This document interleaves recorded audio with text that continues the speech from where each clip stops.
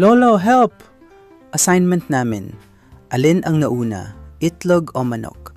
Sabi ni teacher, research daw. Research? Aba, nung panahon namin, ang research lang ay kung saan may libreng pagkain sa fiesta. Sige apo, maupo ka muna. Ito ang tanong na mas matanda pa sa love life ko at mas matagal ng pinag-aawayan kaysa sa mga lupa sa probinsya. Alin nga ba ang nauna? Itlog o manok? Alamin, dito, sa The Taglish Explainer.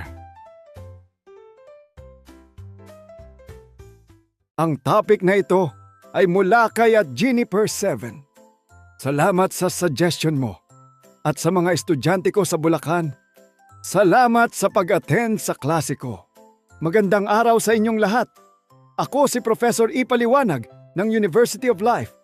At ngayong araw, aalamin natin ang isa sa pinakamisteryosong tanong sa kasaysayan ng sangkatauhan. Alin nga ba ang nauna, ang itlog o ang manok? Ito ang tanong na mas matanda pa kaysa sa mga joke ni Lola. Mas paulit-ulit pa kaysa sa playlist mo. At mas confusing pa kaysa sa relasyon ng ex mo at ng best friend mo. Pero huwag kang mag-alala. Hindi ito chismis. Ito ay science. Pero with konting chika para hindi ka antukin. Simula pa noong sinaunang Greece, tinatanong na ito ng mga philosophers. Oo, bago pa ang TikTok, bago pa ang memes, bago pa ang presyo ng sibuyas na parang cryptocurrency. Sabi ng iba, manok ang nauna. Kasi sino ang mag-i-incubate ng itlog kung wala pang manok? Sabi naman ng iba, itlog ang nauna kasi doon nagmula ang manok. Parang tanong lang yan na, sino ang nauna? Teacher mo or assignment mo? Kung science ang basehan natin, malinaw ang sagot. Sa evolution, ang itlog bilang reproductive strategy ay umiiral na milyon-milyong taon bago pa ang modernong manok. May mga reptile, dinosaur, at iba pang hayop na nangingitlog kahit wala pang manok. Ibig sabihin, matagal nang may itlog sa mundo bago pa naimbento ang tinola. Ang modernong manok ay galing sa red jungle fowl sa Southeast Asia. Unti-unti itong nag-evolve sa pamamagitan ng mutations. Isang araw, may isang itlog na may genetic mutation na nag-produce ng unang tunay na manok. So technically, ang unang manok ay lumabas mula sa isang itlog.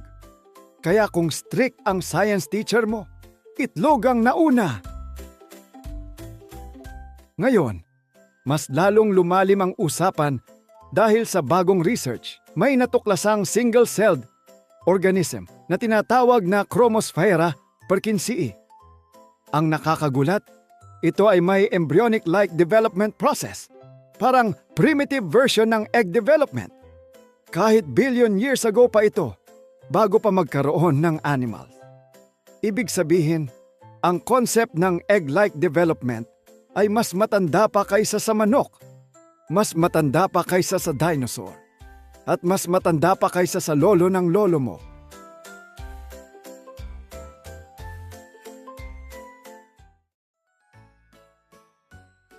Kung philosophical ka, pwede mong sabihin, nauna ang itlog bago pa ang manok, bago pa ang animals, bago pa ang almost everything.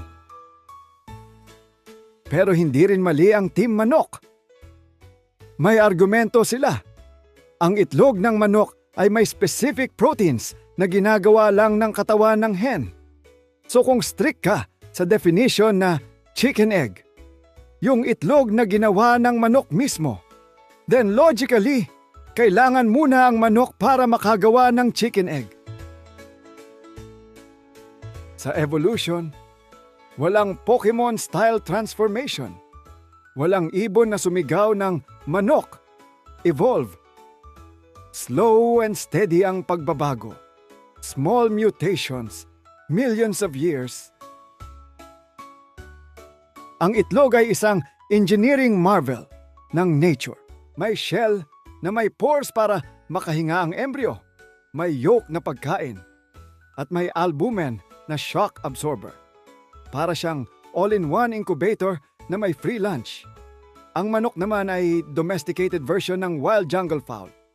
So, relatively bata pa siya kumpara sa itlog bilang concept. So kung ikukumpara sa pamilya mo, ang itlog ang lolo sa tuhod, ang manok ang pinsan mong bago pa lang sa family tree. Kung science ang basehan, itlog ang nauna.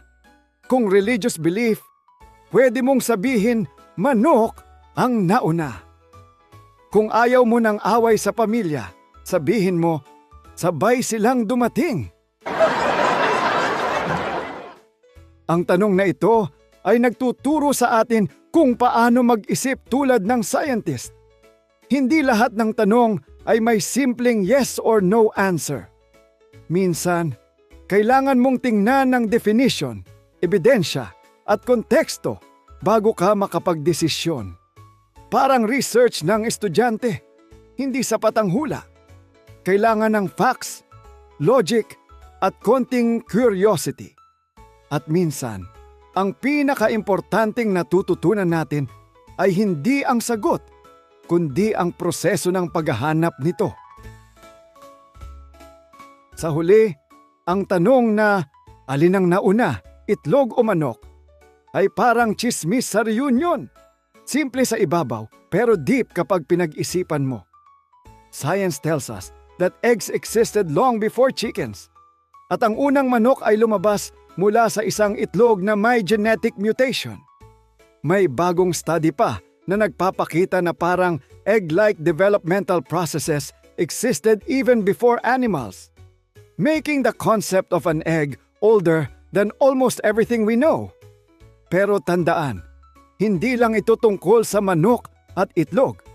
Ito ay tungkol sa causality, evolution, at kung paano nagiging complex ang simple questions kapag pinaghalo mo ang science, philosophy, at konting humor. Ako si Professor Ipaliwanag ng University of Life. At tandaan ninyo, ang mundo ay puno ng misteryo at ang bawat tanong ay pintuan papunta sa bagong kaalaman. Kaya huwag matakot magtanong. Subscribe na para sa Daily Dose of All Things Pinoy videos.